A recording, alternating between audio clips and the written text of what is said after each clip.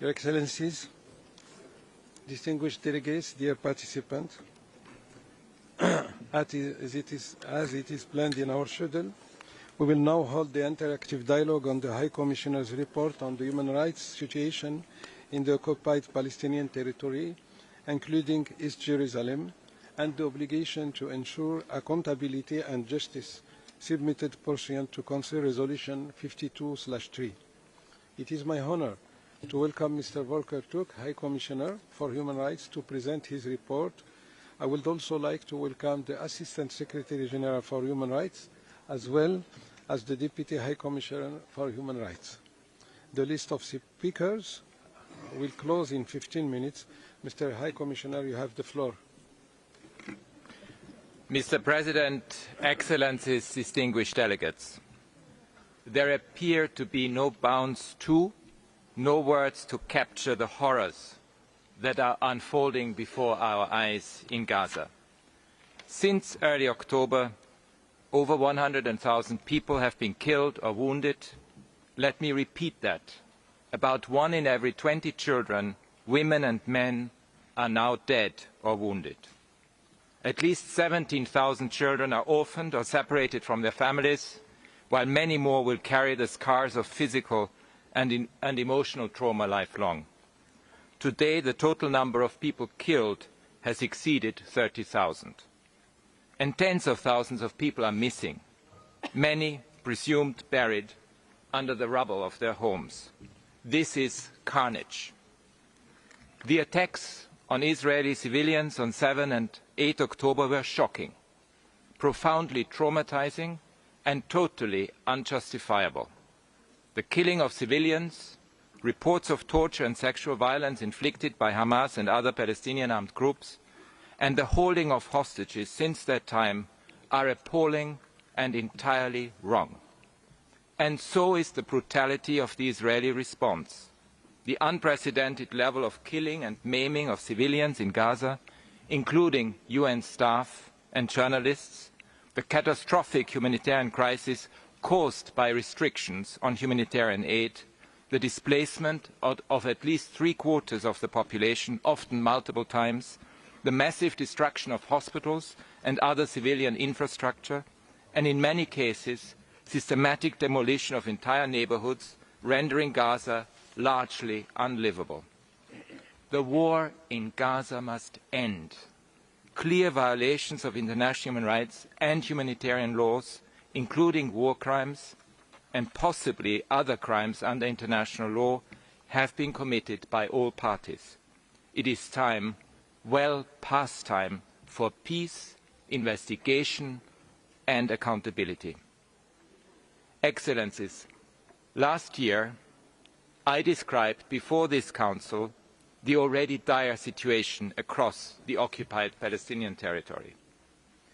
In 56 years of Israeli occupation, profoundly discriminatory systems of control were imposed on Palestinians to restrict their rights, including the right to movement, with major impact on their equality, housing, health, work, education and family life.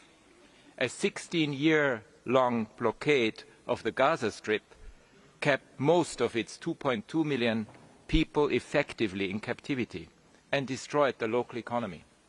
The lives of generations of Palestinians in the West Bank were punctuated by harassment, control, arbitrariness, including arbitrary arrests and detentions, and increasing Israeli military and settler violence. Meanwhile, illegal settlements continue to grow, leading de facto to increased annexation of Palestinian lands. Imagine the endless humiliation and suppression endured. Today, this situation is incomparably worse. The report which is before you makes for very painful reading. Thousands of tons of munitions have been dropped by Israel on Gaza, including repeated use of explosive weapons with wide area effects. These weapons send out massive blast waves of high pressure that may rupture internal organs, as well as fragmentation projectiles and heat so intense that it causes deep burns. And they have been used in densely populated residential neighborhoods. In Egypt's Al-Arish hospital last November, I saw children whose flesh had been seared. I will never forget this. Under Article 1, common to the 4 Geneva Conventions, all states must respect and, crucially, ensure respect for international humanitarian law set out in those conventions. This responsibility comes alive when there is a real risk that arms transferred to a party to a conflict may be used in violation of this law. Any such enabling of violations of international humanitarian law must cease at once. This is the core of due diligence. Over the past 5 months of warfare, the Office has recorded many incidents that may amount to war crimes by Israeli forces, as well as indications that Israeli forces have engaged in indiscriminate or disproportionate targeting that violates international humanitarian law. The launching by Palestinian armed groups of indiscriminate projectiles across southern Israel and as far as Tel Aviv also violates international humanitarian law, as does the continued holding of hostages. And I have met with some of the hostages' families, and I feel their pain. Mr. President, between 8 and 21 October last year, Israel imposed a complete ban on all supply of food, aid, fuel and electricity to Gaza. Since then, Israel has continued to hinder humanitarian assistance. All people in Gaza are at imminent risk of famine. Almost all are drinking salty and contaminated water. Healthcare across the territory is barely functioning. Just imagine what this means for the wounded and for people suffering infectious disease outbreaks.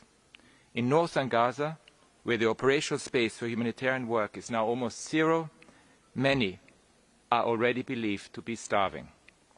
In all other parts of Gaza, humanitarian assistance has become extremely challenging, and this is not only dangerous but also dehumanizing.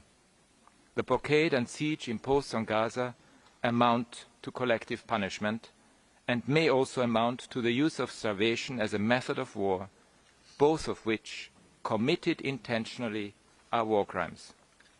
In addition, almost all the population of Gaza has been forcibly displaced and thousands of people have been detained, many of them incommunicado, in conditions that may amount to enforced disappearance.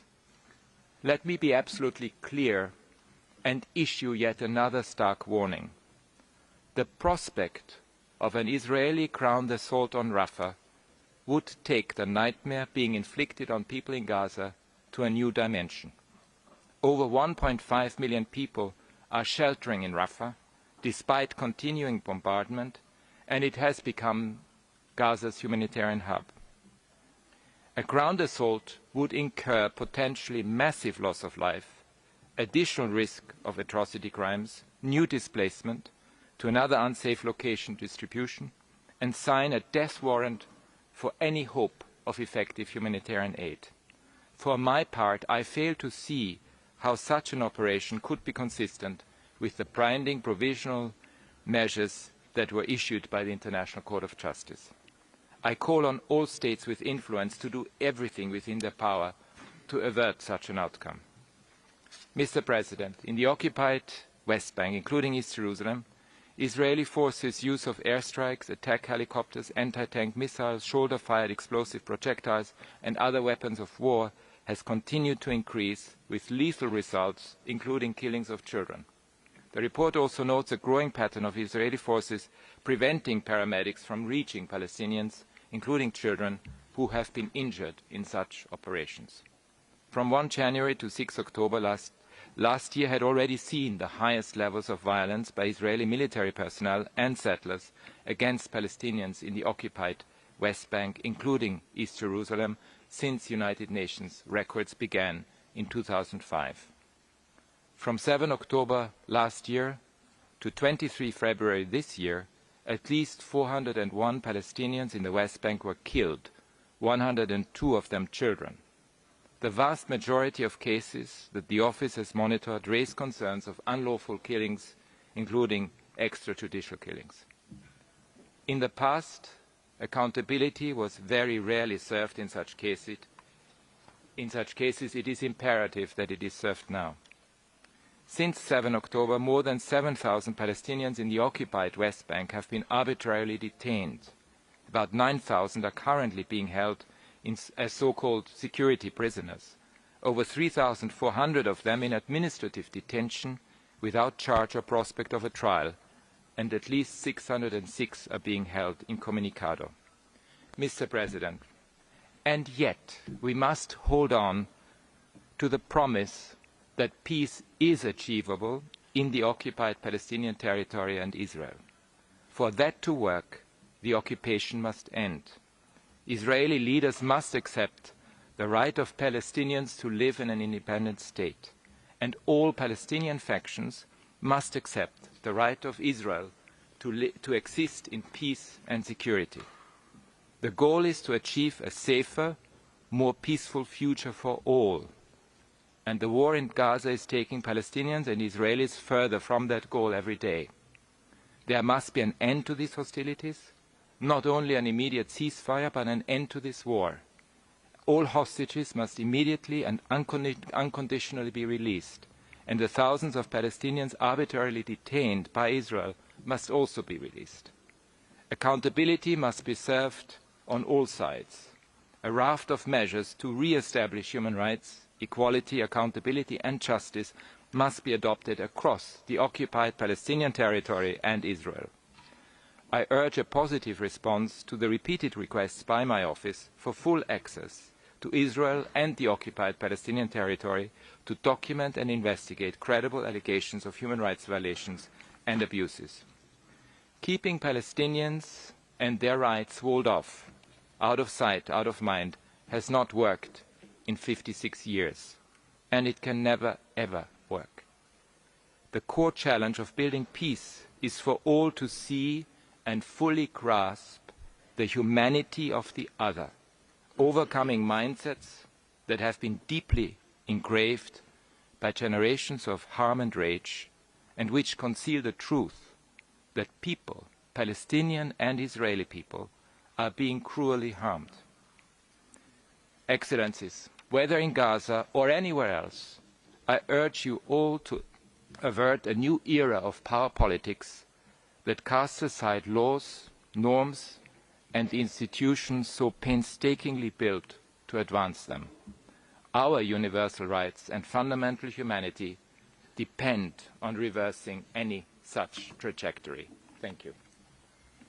Je vous remercie, Monsieur le Haut-Commissaire, pour la présentation de votre rapport sur ce sujet qui préoccupe légitimement, fortement notre Conseil, comme il ressort d'ailleurs du dialogue de haut niveau que nous avons eu depuis le début de cette session. Selon les pratiques établies par notre Conseil, nous allons maintenant écouter les délégations des pays directement concernés par ce sujet. Et je donne à cet égard la parole à Madame à la distinguée représentante d'Israël. Vous avez 5 minutes, Madame l'ambassadrice.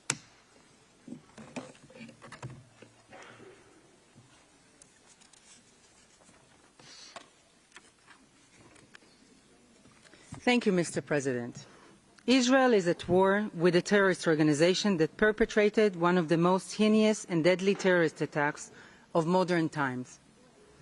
In the early hours of October 7th, thousands of terrorists, yes, terrorists, Mr. High Commissioner, not simply armed groups, entered Israel, leaving devastation in their wake. By nightfall, over 1,200 innocent people had been butchered, with countless others subjected to unspeakable acts of violence at the hands of Hamas. The minimal reference to these horrific acts in your statement today is an affront to the victims and supports those who seek to remove these crimes from the narrative altogether. Israel is fighting in a battlefield that Hamas has created in Gaza, one in which terrorists hide behind and within the civilian population. one that the UN has witnessed being built around and below them for years and chose to ignore.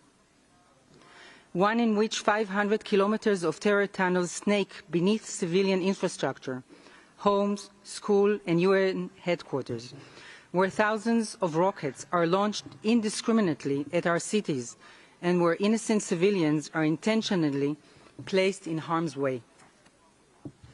The use of Palestinian civilians as human shields by Hamas in Gaza is well known and yet constantly ignored by the High Commissioner and this Council. Israel has been told time and time again that terrorists who have diverted aid, built terror tunnels, brutally murdered innocent civilians, raped, beheaded, burned families alive, cannot be touched because they hide among the civilian population. Yet we have no choice. We must go after Hamas, or they will continue to come after us. But let me be clear. Even as Hamas rains down rockets on us, even as our hostages remain in captivity, even as Hamas continues to carry out heinous terrorist attacks, Israel is absolutely committed to conducting itself in accordance with the IHL. It is why Israel has so many mechanisms in place to ensure our full commitment to international law, including through the use of early warnings to civilians and a robust legal framework to ensure distinction, proportionality, and precaution. And it is why we have facilitated the transfer of more than 264,000 tons of humanitarian aid into Gaza, why we opened the Kerem Shalom crossing in Israel to get more aid in, and why just yesterday Israel cooperated with partners to airdrop 160 packs of food and medical equipment into Gaza. Mr. High Commissioner, for years the United Nations has ignored Palestinian terrorism, destruction, hatred and incitement. For years it has disregarded and ignored Israel's security concerns. For years it has ignored the hundreds of Israelis murdered on our streets. Neither in your report or statement today did you mention the Israelis killed by terrorists before and after October 7th. Do they not matter? Nor did you mention the Palestinian Authority's pay-to-slay policy, where it rewards those who carry out such murderous attacks. Tell me, if Israel withdraws from Gaza tomorrow, do you think Hamas would lay down its arms? Do you think Hamas will commit to not rebuilding its tunnels and restoring its terrorist arsenal, and instead commit to justice and peace? You think if Israel stopped this war today, Hamas will return all our hostages tomorrow? Mr. High Commissioner, the answer is simply no. Therefore, Israel has a duty to its population to ensure that never again can Hamas attack our lands. Never again can it seek to eradicate our people. Sitting behind me today are Aviva Siegel and Raz Ben-Ami. For over 50 days, these two courageous women endured unspeakable horrors in Hamas captivity. As we speak, their husbands, Keith and Oad, are still languishing in Gaza. These halls should have been a symbol of hope for Aviva and Raz and all the hostages, that the world would act for their human rights and their release. Yet unfortunately, they have become a mere footnote in the discourse of this Council, as reflected in the statement just made by the High Commissioner. For Israel, as long as even a single person remains ensnared in the clutches of terror, we will not rest. So you can continue to speak in this echo chamber where the human rights of Israelis and Jews mean nothing. Meanwhile, we will continue to do all we can to bring our people home. Thank you. I thank Your Excellency for your declaration. And now I give the floor to the distinguished representative of the State of Palestine. Mr. Ambassador, you have 5 minutes. شكرا سيد الرئيس. بداية أود أن أشكر مفوض السامي ومكتبه على إعداد هذا التقرير رغم ملاحظاتنا القانونية والمرجعية، وتحديدا ما ورد في شهر أكتوبر الماضي في هذا التقرير والاعتماد على تلفزيون قوة الاحتلال وعلى هيئة الإذاعة البريطانية BBC وادعاءاتها دون أي تحقيق مستقل. هذا الأمر مرفوض. وقد أخذنا علما بما ورد في تقريركم في بعض المخالفات في الضفة الغربية ومناطق السلطة، وجاري العمل على متابعتها بما ينسجم والدستور وأحكام القانون، ونتطلع لتعزيز التعاون مع مكتبكم من أجل تعزيز حقوق الإنسان في فلسطين، مقدرين عاليا دوركم في هذا المجال.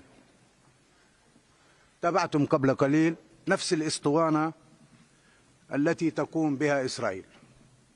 أنا بالتأكيد هناك سيدتين كما تدعي ممثلة القوى القائمة بالاحتلال، لهم بعض المحتجزين قد يكون لديهم مشاعر ليقولوا لنا تقييمهم لما حصل قبل حوالي ساعة ونصف من الآن.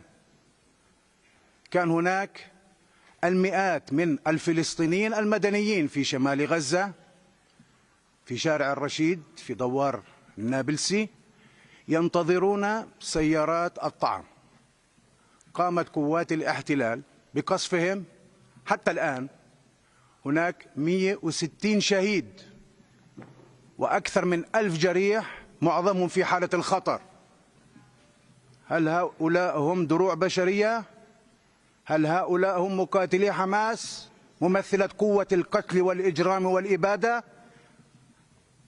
كفى هذه المهزلة، وكفى أن يشاهد العالم هذه الجريمة وهذه الإبادة، والكل يقول أو يحاول أن يصدق هذا الادعاء الكاذب كما قالت قبل قليل بأنهم يحترموا القانون.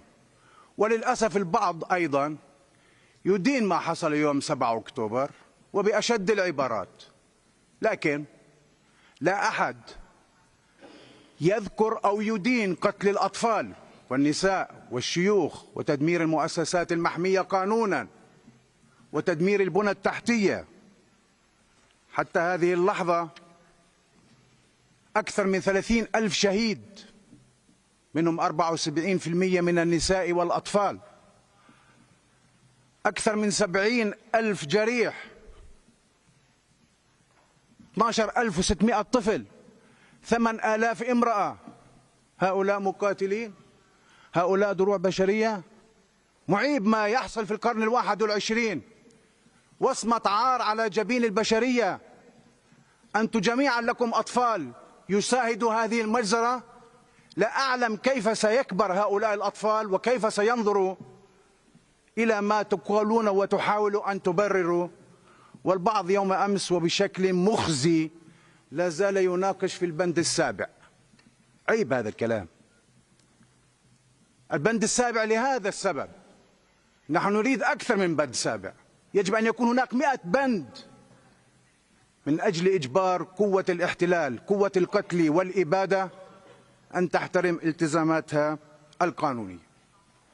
أنتم تعلموا أن هناك أكثر من 1,900,000 فلسطيني تم تهجيرهم قسرا، 1,300,000 الآن محاصرين في رفح، ويهدد هذا المجرم وأركان حربه بأنهم سيقوموا بارتكاب مجزرة جديدة ضدهم. ولا زالت أمريكا ورئيسها يعطوا الغطاء من خلال الفيتو في مجلس الأمن لعدم صدور قرار من أجل وقف إطلاق النار، لا الإنساني ولا وقف إطلاق نار دائم. وهذا أمر معيب. ولا زالت أمريكا تدعم إسرائيل بالسلاح والمال، ويتحدث كلاما معسولا. نحن لا نريد من أي كان أن يوصف لنا الحالة المأساوية في قطاع غزة. نحن نعيشها وأنتم تشاهدوها. نريد منكم أن تتخذوا خطوات عملية: وقف تصدير السلاح، وقف الدعم المالي، قطع العلاقات الاقتصادية والدبلوماسية. هذه العصابة لا يمكن ردعها إلا باتخاذ إجراءات عقابية.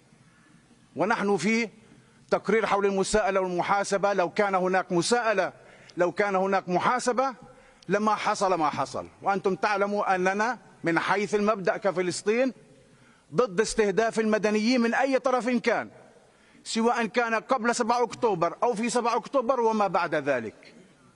عليكم أن تأخذوا ذلك في عين الاعتبار، وأن لا يكون الموضوع بدأ في 7 أكتوبر، 75 عام من النكبة، 56 من الاحتلال، 17 عام من الحصار. لا أحد منكم يذكر أنه منذ عام 2000 حتى 7 أكتوبر هناك 19,000 شهيد مدني فلسطيني. لم نسمع إدانة من أي كان.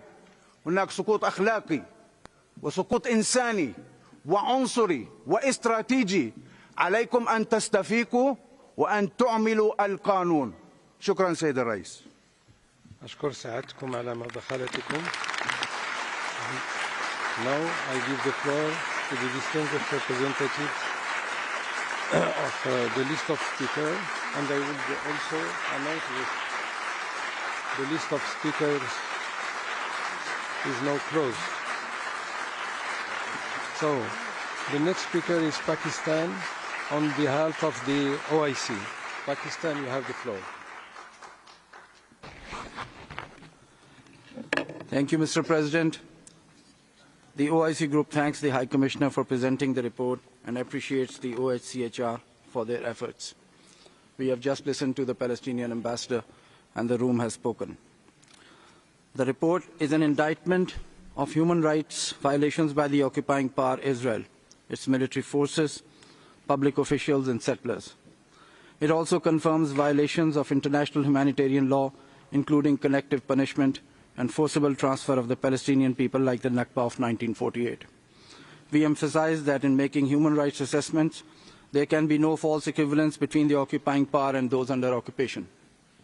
The report paves the way for accountability. In this context, Israel's refusal to grant access for human rights investigative mechanisms is telling. The OIC Group condemns in the strongest terms Israel's crime of military aggression, crimes against humanity, acts amounting to the crime of genocide, and systematic oppression throughout the occupied Palestinian territory. We call for an immediate and unconditional ceasefire and the immediate and unconditional entry of all aid into Gaza. The occupying power and all other states must respect the ICJ's provisional orders to prevent genocidal acts. We reaffirm our abiding support for the inalienable rights of the Palestinian people, most notably their right to self-determination and the realization of an independent and sovereign state of Palestine on the borders of 4 June 1967 with Al-Quds al-Sharif as its capital. Thank you, sir. I thank Your Excellency for your declaration, and now the floor is for Qatar on behalf of the Cooperation Council for the Arab States of the Gulf. سيدة السفيرة لكم كلمة. أخذت دول مجلس التعاون علما بالتقرير حول الوضع المأساوي لحقوق الإنسان في الأراضي الفلسطينية المحتلة، ومع استمرار العدوان الإسرائيلي الهمجي غير المتناسب والعشوائي على قطاع غزة، بلغت الأوضاع درجة غير مسبوقة من التدهور تحول فيها قطاع غزة إلى مقبرة شاسعة بعد أن كان أكبر سجن مفتوح في العالم لأكثر من 16 عاما. إن التصعيد الأخير قد يكون الأبشع باعتباره على مرأى ومسمع العالم للانتهاكات الممنهجة والمستمرة التي تضاف إلى سجل الاحتلال، وفصل آخر من فصول المعاناة المستمرة والظلم الذي يواجهه الشعب الفلسطيني منذ عقود. تدين دول المجلس استمرار الجرائم والعدوان الإسرائيلي ضد الشعب الفلسطيني والإبادة الجماعية والقصف العشوائي باستخدام الأسلحة الثقيلة والمحرمة دوليا والتهجير القسري والتجويع والحصار والتدمير الشامل في تحد صارخ للقوانين الدولية والإنسانية. وتلاحظ دول المجلس ببالغ القلق تفاوت المجتمع الدولي لهذه الأزمة بين القيم المعلنة لحقوق الإنسان والموقف غير المبالي الذي يتبناه كثيرين ويسلط الضوء على المعايير المزدوجة والتسييس. من هذا المنطلق نجدد دعواتنا للمجتمع الدولي لإنصاف هذا الشعب المظلوم واتخاذ إجراءات فورية لمحاسبة المرتكبين والسعي الجاد والصادق لإيجاد حل عاجل للقضية الفلسطينية وفق مبادرة السلام العربية وقرارات الشرعية الدولية بما يلبي الحقوق المشروعة للشعب الفلسطيني وإنهاء معاناته المستمرة جراء الاعتداءات والانتهاكات المستمرة وإنشاء دولته المستقلة والمعترف بها دوليا على حدود 4 يونيو عام 1767 وعاصمتها القدس الشرق. أشكركم على مداخلتكم. Et je donne maintenant la parole à l'Union européenne.